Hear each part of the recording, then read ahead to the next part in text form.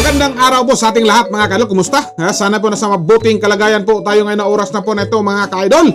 So dito po tayo sa ating video reaction for today mga ka-idol. So dito po tayo sintro po sa nangyari po doon sa Senado nung pumunta doon ang NBI at hinabol si Senator Bato de la Rosa at nandun po si former Senator Antonio Trillanes mga ka-idol. Siya po ang may hawak na di umano'y search warrant ang galing po sa ICC. Pero questionably pala daw mga ka-idol yung hawak niya na search warrant.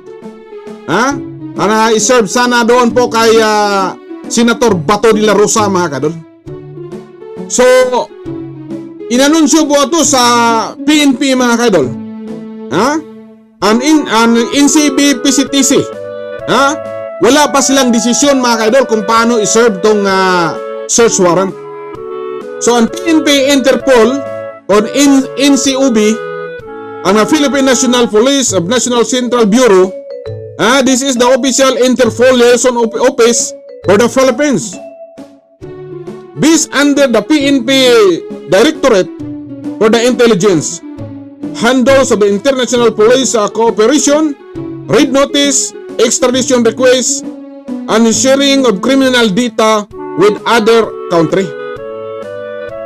So wala pang opisyal mga ka-idol na inanunsyo na i-serve kasi may proseso pa mga ka-idol.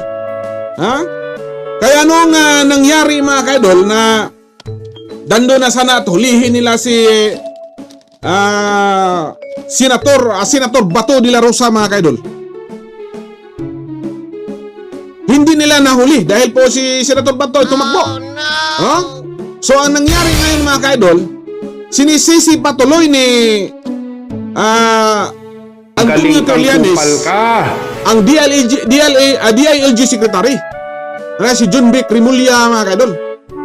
Sinasabi ni John B. Rimulya na wala pang opisyal na search warrant dahil kailangan pang idaan sa proseso bago i-serve ang search warrant kaya Senator Bato de la Rosa mga ka-idol.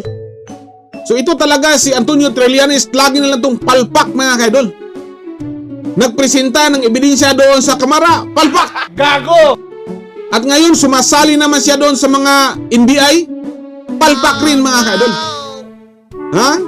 Na wala naman siyang papel sa ating pamahalaan, wala naman siyang posisyon. Hindi siya sakop sa NBI, hindi siya